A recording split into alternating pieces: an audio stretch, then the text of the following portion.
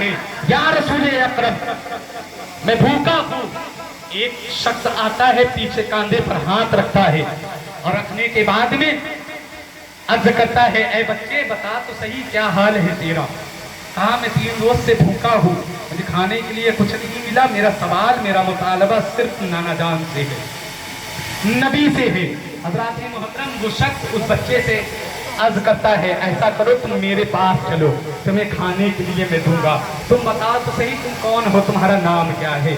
وہ بچہ عرض کرتا ہے میں سید زادہ ہوں. کہیں سبحان اللہ. وہ بچہ عرض کرتا ہے میں سید زادہ ہوں, میں نبی کی اولاد ہوں, قربان جاؤ مسلمانوں. جب اتنی بات کہی تو وہ آنے والے شخص نے اس بچے کے ہاتھوں کو بوسا دیا ہے, ہاتھوں کو چوما ہے, اور چومنے کے بعد میں لے جاتا ہے. بچے کے سامنے طرح طرح کے پکوان سجا دیے گئے ہیں, طرح طرح کے کھانے لگا دیے گئے ہیں, اور لگانے کے بعد میں کھانے کے لیے دسترخوان بچھا دیا گیا, کھانا لگا دیا گیا. اس کے بعد اس بچے کو بیٹھال دیا جاتا ہے. بیٹھالنے کے بعد میں وہ شخص جو اس بچے کو لے کر آیا تھا, اس شخص نے اپنے اس بچے سے کہا کہ اے سید زادے تم میرے شہر چلو, میرے شہر میں سیدوں کی بڑی عزت ہوا کرتی ہے, میرے شہر میں سیدوں کی بڑی عظمت ہوا کرتی ہے. تم جب میرے دربار میرے شہر میں چلو گے تو تمہاری بڑی عزت ہوگی, تم کو لوگ گاڑیوں سے لے جائیں گے, تمہیں بھوکا نہ رکھا جائے گا, ہر چیز کی تمہاری ضرورت پوری ہوگی. اس بچے نے کہا اچھا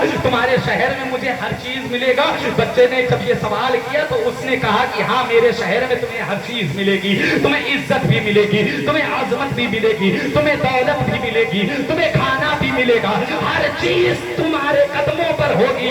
حضرات محترم وہ بچہ جب اتنا سنتا ہے, سننے کے بعد میں اس آنے والے سائل کے ہاتھ کو پکڑتا ہے, اور پکڑنے کے بعد میں نبی کے روضے کے سامنے لے کر جاتا ہے, اور لے کے جانے کے بعد میں وہ بچہ اس سائل سے کہتا ہے اے سائل مجھے بتا تو صحیح تیرے شہر میں مجھے عزت بھی ملے گی, تیرے شہر میں مجھے عظمت بھی ملے گی, تیرے شہر میں مجھے کھانا بھی ملے گا, تیرے شہر میں مجھے ہر چیز ملے گی, مگر ایک بات بتا مجھے کیا تیرے شہر میں میرے نانا جان کا روضہ بھی؟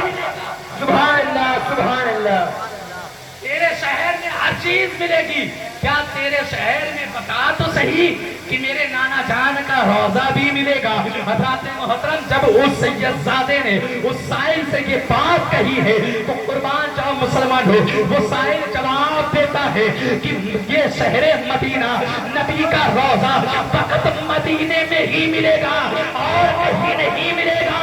وہ بتانے کا مقصد میرا یہ ہے, وہ بچہ اس سائل سے ارشاد فرماتا ہے میں کھانا تو چھوڑ سکتا ہوں, میں زندگی تو چھوڑ سکتا ہوں, میں عزت تو چھوڑ سکتا ہوں, میں عظمت تو چھوڑ سکتا ہوں, اپنی جان تو قربان کر سکتا ہوں, مگر نبی کا شہر مدینہ ہم سے چھوٹ جائے یہ گوارا نہیں ہے. بتانے کا مقصد یہ ہے کہ وہ ایک اتنا سا بچہ یہ جواب دے رہا ہے کہ نبی کا مدینہ نہیں چھوڑ سکتے ہیں. تو سوچ کر دیکھو پیارے کہ وہ نواسا جو رسول کی گود میں کھیل کر بڑا ہوا ہو, وہ نواسا جس نے بچپن میں رسول نے مدینہ شریف میں جسے لعاب دہن پلایا ہو, وہ نواسا جسے رسول نے زبان اقدس چسائی ہو, وہ نواسا جو مولائے کائنات شیر خدا کرم اللہ تعالیٰ وجہ الکریم کے کانوں پر بیٹھ کر مدینہ شریف میں چکر لگایا ہو, وہ نواسا وہ بیٹا جو حضرت فاطمہ الزہرا سلام اللہ علیہ کے گود میں بیٹھ کر جس نے شریعت کی تعلیم لی ہو, جس نے پڑھائی کا درس سیکھا ہو, وہ مولا حسین جس نے اپنے بھائی حسن کا ہاتھ پکڑ کر مدینہ شریف کے چکر لگائے ہو, بچپنا مدینے میں گزرا.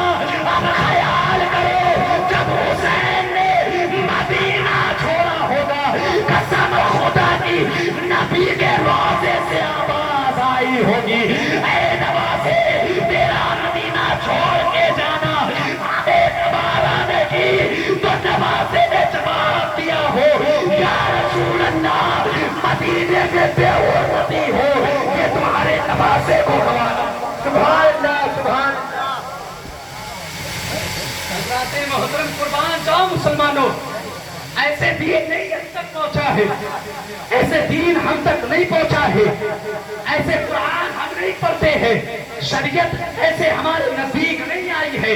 قسم خدا کی اگر میدان کارزار میں میدان کرب و بلا میں میرا امام حسین نہ جاتا تو آج ہمارے پاس قرآن بھی نہ ہوتی, آج ہمارے پاس شریعت بھی نہ ہوتی, آج مسجدوں میں آزان نہ ہو رہی ہوتی, آج گھر گھر میں قرآن کی تلاوت نہ ہو رہی ہوتی, بلکہ آج دور یہ ہوتا کہ اگر میدان کربلا میں میرا مولا حسین نہ جاتا تو گھر گھر میں جو آج حسینی ہے اگر حسین کربلا میں نہ جاتا تو قسم خدا کی گھر گھر میں حسینی نہیں بلکہ گھر گھر میں یزیدی نظر. سبحان اللہ سبحان اللہ.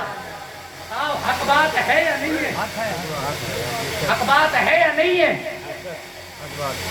حضرات محترم, میرے مولا حسین نے حق کا پرچم بلند و بالا کیا ہے. لوگ طرح طرح کی باتیں کیا کرتے ہیں کہ حسین نے یزید کی بیعت کو قبول نہیں کیا. اگر حسین نے یزید کی بیعت کو قبول کر لیا ہوتا تو آج میدان کربلا میں ان کے گھرانے کو شہید نہ کیا. اس طریقے سے لوگ باتیں کیا کرتے ہیں کہ غلطیاں حسین کی ہے, یزید کی نہیں ہے. یزید میدان کربلا میں نہیں تھا, یزید نے مولا حسین کا سر نہیں قلم کیا تھا بلکہ ابن سعد کے حکم سے مولا حسین کا سر قلم کیا گیا تھا. یزید کے حکم سے سر نہیں قلم کیا گیا تھا, یزید کے حکم سے اہل بیت پر ظلم و ستم نہیں ڈھایا گیا تھا بلکہ سعد کے حکم سے اہل بیت پر ظلم و ستم ڈھایا گیا تھا. یزید کے حکم سے قرآن پر پانی نہیں بند کیا گیا تھا بلکہ سعد کے حکم سے قرآن پر پانی بند کیا گیا ہو. یہ کیسا ماحول ہے, یہ کیسی بات ہے, مجھے بتاؤ تو صحیح. حضرت عمر فاروق اعظم جو 22 لاکھ میل مربع کے عقیدے حاکم ہے وہ ارشاد فرماتے ہیں کہ اگر دریائے فرات کے کنارے کسی بکری کا پیر بھی ٹوٹ جائے گا تو اس کا زبان اس عمر کی سانس سے ہوگا. اور اس وقت دور خلافت پر امیر معاویہ کا بیٹا یزید بیٹھا ہوا تھا اور مولا حسین کے اہل و عیال پر ظلم و ستم ڈھایا جا رہا تھا. اس وقت یزید نے جواب نہ دیا تو مجھے بتاؤ پیارے کہ اس کا ذمہ دار کون ہے, سعد ہے یا یزید ہے؟ اس کا ذمہ دار کون ہے؟ گھر کا مکھیا مرد ہوا کرتا ہے, وہ ہوا کرتا ہے یا نہیں ہوا کرتا؟ گھر کا مکھیا مرد ہوا کرتا ہے اور گھر میں اگر کمیاں پیدا ہو جائیں, گھر میں اگر شریعت کی بے حرمتی ہو جائے تو بتاؤ گریبان کس کا پکڑا جائے گا, عورت کا یا بچے کا یا باپ کا؟ بتاؤ تو صحیح پیارے, باپ کا گریبان پکڑا جائے گا. اگر باپ نے سختی کی ہوتی, اگر باپ نے سخت مزاج رکھا ہوتا تو آج گھر میں شریعت کی بے حرمتی نہ پیدا کی جاتی, شریعت کی بے اعمالیاں نہ ہوا ہوتی. حضرات محترم, اگر باپ سخت ہوتا تو بچے نماز کے پابند ہوتے, اگر باپ سخت ہوتا تو بچے شریعت کی پابندی کرتے, اگر باپ سخت ہوتا تو بہنیں, ماں بہنیں, عورتیں, بچی سب پردے میں ٹہلتی. یہ باپ کی ناکمری کا علم ہے, یہ باپ کی وجہ سے باپ نے جو اپنے گھر میں چھوٹ دی ہے پکڑ باپ کی ہوگی. اسی طریقے سے اگر یزید نے سعد ابن زیاد, عبداللہ ابن زیاد کو کوفہ نہ بھیجا ہوتا اور عبداللہ ابن زیاد نے سعد کو کربلا نہ بھیجا ہوتا اور حکم نہ دیا ہوتا تو اہل بیت کے اوپر پانی بند نہ کیا جاتا, اہل بیت کے اوپر ظلم و ستم نہ ڈھایا جاتا, اہل بیت کے بچوں پر تیر نہ چلائی جاتی. 6 ماہ کے علی اصغر کے اوپر وہ تیر اس وقت ماری گئی تھی جو تیر اس وقت ایک پاگل ہاتھی کے ماری جائے آتی تھی. اس طریقے سے ظلم و ستم ڈھایا گیا تھا پیارے. اور آج مذہب اسلام ہمارے پاس ایسے نہیں آیا, بہت قربانیاں دی گئی ہے.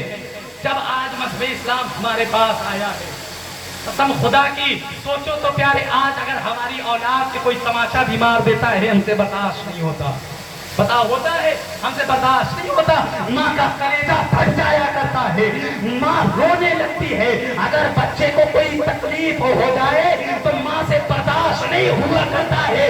तो प्यारे सोच कर देखो, 3 दिन का भूखा प्यासा कौन नबी का नवासा, जिसे नबी ने सीने से लगाया हो और जिसके बारे में मेरे मुस्तफा ने इरशाद फरमाया हो कि अगर जन्नती जवानों को देखना है तो मेरे हसन और हुसैन को देखना। सुभान अल्लाह, सुभान अल्लाह। जन्नती जवानों को देखना है तो मेरे हसन और बोले बचल के हसन और हुसैन को देख ले। ये जन्नती वो जवान है जो जन्नती जवानों के भी सरदार है। सुभान अल्लाह। जो जन्नती जवानों के भी सरदार है। हजरत मोहतरम वो मौला हुसैन, किस तरीके से उनके ऊपर जुल्म और सितम ढाया गया। मैदान कारज़ार आप मदीना छोड़ कर मक्का शरीफ में पहुंचते हैं, पता चलता है सारे लोग आपके इस्तकबाल के लिए आते हैं। आप मदीना छोड़कर रात के हिस्से में आप जाते हैं, आप कितना रोते हैं, कितना अश्कबार होते हैं, और फिर मदीना शरीफ छोड़कर मक्का शरीफ में पहुंचते हैं। पहुंचने के बाद में आप वहीं पर मुकीम होते हैं, वहीं पर रुकते हैं, आप वहीं पर रुकते हैं। और रुकने के बाद में ये खबर आम हो जाती है कि हजरत अमीर माविया का इंतकाल हो चुका है। अब उस तख्त पर यजीद पलीत बैठ चुका है और यजीद की बैत को मौला हुसैन ने ठुकरा दिया है। मौला हुसैन ने यजीद की बैत को कबूल नहीं किया, बैत को ठुकरा दिया है। हजरत मोहतरम जब ये बात कूफा पहुंचती है, ये बात कूफा पहुंचती है, तो कूफा में मौलाए कायनात करमल्लाहु ताला वजहुल करीम के चाहने वाले थे, दावा किया करते थे, वो चाहने वाले थे। उसके जरिए मौला हुसैन के पास पहला खत आता है। पहला खत 10 रमजान मुबारक बामुताबिक 4 हिजरी को आपके 60 हिजरी को आपके पास खत आता है। और आने के बाद में उस खत को आप पढ़ते हैं। सबने मौला हुसैन से अर्ज किया, ऐ मौला हुसैन, अब यजीद तख्त पर बैठ चुका है, आप कूफा चले आए, कोई इमाम नहीं है, और जब आप कूफा आ जाएंगे तो हम आपके हाथ में बैत कर लेंगे और आपके हाथ में बैठ करके हम मजहबे हक की तरफ चलेंगे, हम यजीद की तरफ बैत नहीं होंगे। हजरत मोहतरम काफी खुतूत आए, 4 दिन के अंदर आपके पास 53 खुतूत आ जाया करते हैं। 4 दिन में आपके पास 53 खुतूत आते हैं। आने के बाद में तरह तरह के खुतूत आते हैं, आपसे अर्जी लगाई जाती है। आपने जब खुतूतों को पढ़ा है, पढ़ने के बाद में आपका दिल होता है कि ठीक है कूफा की तरफ रवाना किया जाए। मगर मौला हुसैन को ये बात मालूम थी कि ये कूफा वाले गद्दार हैं, ये धोखा देंगे। क्यों मालूम थी? क्योंकि आपकी शहादत का जिक्र तो बचपन में ही हो चुका था। मेरे नबी ने बचपन में ही बता दिया था कि करबला में मौला हुसैन शहीद होंगे, मेरा नवासा करबला में शहीद होगा। पता है प्यारे, जब जंगे सिद्दीन हुआ तो मौलाए कायनात करमल्लाहु ताला वजहुल करीम करबला के रास्ते से गुजरते हैं। जब करबला में पहुंचते हैं तो आपने उस जगह का नाम लोगों से दरियाफ्त किया, तो लोगों ने नाम बताया ये करबला है। जब मौलाए कायनात ने करबला का नाम सुना, आप अश्कबार होते हैं, आप जमीन में बैठ जाते हैं। हजरत अब्दुल्ला जाफर आपके पास आते हैं और अर्ज करते हैं, ऐ मौलाए कायनात, मुझे बताए तो सही आप रो क्यों रहे हैं? हजरत मोहतरम तो मौलाए कायनात इरशाद फरमाते हैं, ऐ अब्दुल्ला सुनो, मेरे नबी ने इरशाद फरमाया है कि करबला की वो जगह होगी जहां पर मेरा नवासा शहीद किया जाएगा। करबला की वो जगह होगी जहां पर हुसैन को ऊपर पानी बंद किया जाएगा। करबला की वो जगह होगी जहां पर अहले बैते रिसालत पर जुल्म और सितम ढाया जाएगा।